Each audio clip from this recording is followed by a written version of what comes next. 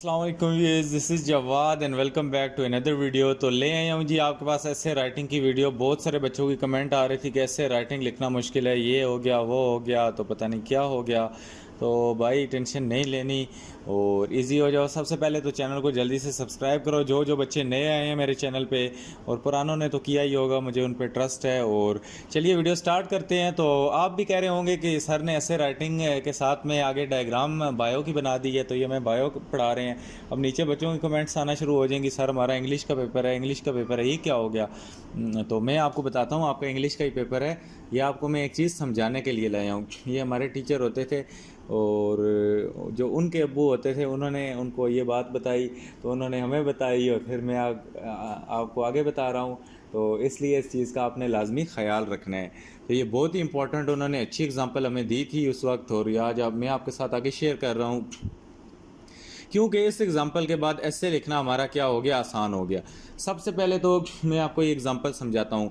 उन्होंने हमें ये कहा था कि जब भी बेटा आप ऐसे लिखने लगो तो आपने सबसे पहले सर से शुरू करना है, फिर आंखों पे आना है, फिर नाक पे, फिर दांत पे, करते करते करते आपने आना है नीचे अपने पाँव तक। Step by step by step by step चलते चलते नीचे पाँव तक आना है। इससे ये मुराद है कि पहले आप सर का जिक्र कर रहे हो, यहाँ पे ब्रेन का जिक्र कर रहे हो, फिर आप यहाँ पे जी हार्ट का जिक्र कर रहे हो, और उसके बाद आप इधर नीज़ का जिक्र कर रहे हो, फिर हैंड्स का कर रहे हो।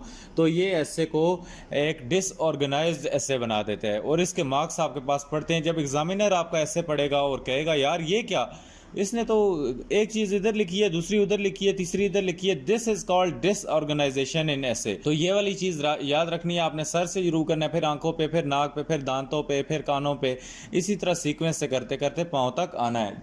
तो ये एक आपको एग्जाम्पल समझाने के लिए दी है। तो आज है, सबसे पहले हर ऐसे में क्या करना है, आपने उसका इंट्रोडक्शन कराना है। फॉर एग्जाम्पल मैं आपको एग्जाम्पल देता हूँ, अगर मीडिया के बारे में ऐसे है तो आपने उसकी इंट्रोडक्शन करानी है कि व्हाट इज मीडिया। अगर इन्फ्लेशन के बारे में, मतलब महंगाई के बारे में ऐसे आ गया, तो आपने बताना है कि व्हाट इज़ इन्फ्लेशन। और उसके बाद अगर ग्लोबल वार्मिंग के ऊपर ऐसे आ जाता है तो आपने बताना है कि व्हाट इज़ ग्लोबल वार्मिंग। तो ये हो गई जी इंट्रोडक्शन। इसको आपने एक पैराग्राफ में लिखना है, फिर एक लाइन छोड़ देनी है और अगली लाइन में आपने उसके एडवांटेजेस लिखने हैं, जिसके एडवांटेजेस ऐसे में नहीं होंगे। जिस तरह यहाँ पे ग्लोबल वार्मिंग है, इसके एडवांटेजेस तो बहुत ही आई थिंक सो कम है, कोई मुश्किल ही होंगे। तो इसकी कॉजेज़ होंगी, कॉजेज़ इसकी लाजमी है कि ग्लोबल वार्मिंग कॉज किससे होती है। हर चीज़ के एडवांटेजेस नहीं होंगे, उस चीज़ के कॉजेज़ होंगे। जिसके कॉजेज़ नहीं होंगे उसके एडवांटेजेस होंगे। अब जहाँ पे मीडिया है, मीडिया के कॉजेज़ तो हो ही नहीं सकते, मीडिया के क्या हैं, एडवांटेजेस। उसके बाद ग्लोबल वार्मिंग को जिस तरह ले लो तो उसके इफ़ेक्ट्स हैं, तो उसके डिसएडवांटेजेस भी हैं और इफ़ेक्ट्स भी हैं, और इस तरह मीडिया जो है उसके भी इफ़ेक्ट्स हैं और डिसएडवांटेजेस भी हैं। तो जहाँ पे जो चीज़ फिट आएगी आपने उसको फिट करना है। दूसरे नंबर पे आपने एडवांटेजेस उसके डिस्कस करने हैं या कॉजेज़। जिस तरह मीडिया है तो उससे हमें क्या क्या फ़ायदे होते हैं, ग्लोबल वार्मिंग है तो उसको क्या क्या चीज़ कॉज करती है, क्यों होती है वो। और उसके बाद अगर इन्फ्लेशन है, महंगाई है, तो महंगाई के आपने कॉजेज़ लिखने हैं, उसके एडवांटेजेस नहीं हो सकते। तो फिर एक आपका दूसरा पैराग्राफ भी बन गया, और उसके बाद आपने तीसरे नंबर का पैराग्राफ लिखना है जिसमें डिसएडवांटेजेस और इफेक्ट्स देने हैं।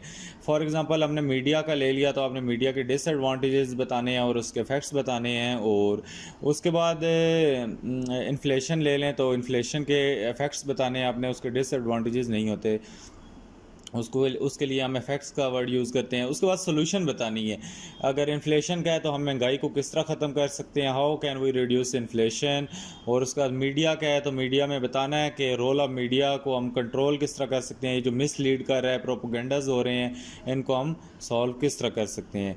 उसके बाद आपने अपना ओपिनियन एक अगले पैराग्राफ में लिखना है। जितने पॉइंट्स हैं, एक एक पैराग्राफ है, तो आपने अपना पॉइंट ऑफ व्यू देना है कि in my point of view that media is serving a mankind, but it should be लिमिटाइज,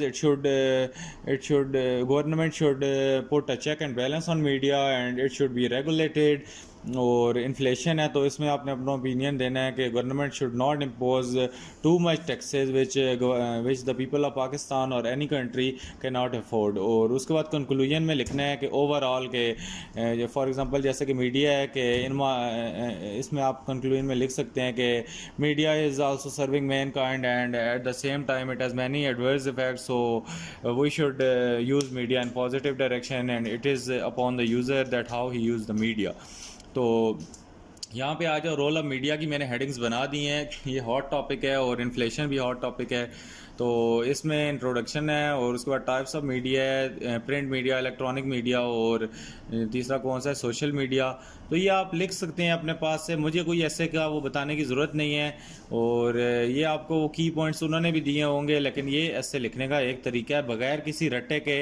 अभी मैं रोल ऑफ मीडिया पे आपको 500 से 1000 वर्ड का भी ऐसे लिख के दे सकता हूँ। इसमें इन्हीं हेडिंग्स को मद्देनज़र रखते हुए आप इसमें कितनी चीज़ें लिख सकते हैं। तो उम्मीद है वीडियो क्लियर होगी ऐसे में आपको ये सर से लेकर पैर तक वाला मेथड भी समझ आया होगा कि आपके फुल मार्क्स ऐसे में क्यों नहीं आते। ऐसे राइटिंग में जो फुल मार्क्स की जो पीछे रूब्रिक्स हैं, बैकग्राउंड है, वो यही है कि जब आप सर से लेकर एक सीक्वेंस से चीज़ों को लिखेंगे। फॉर एग्जांपल मीडिया पे मैं आपको एक इसको आखिर में कंक्लूड कर देता हूँ कि आप मीडिया पे आते हैं, पहले आप लिखते हैं कि media is very useful, media is very advantages, ये वो और उसके बाद आप आ जाते हैं कि इंट्रोडक्शन में कि media is a tool of entertainment and knowledge और ये वो। उसके बाद आप टाइप्स बताना शुरू करते हैं, उसके बाद कंक्लूजन दे के फिर आखिर में अपना ओपिनियन देते हैं। तो ये एक डिसऑर्गेनाइजेशन हो जाती है, तो इससे आपके नंबर कटते हैं। एग्जामिनर जो पढ़ रहा होता है वो कहता है यार ये घुमा फिरा के कभी बातें कर रहा है, कभी सर पे जाता है, फिर पैर पे आता है, फिर क्या जाता है।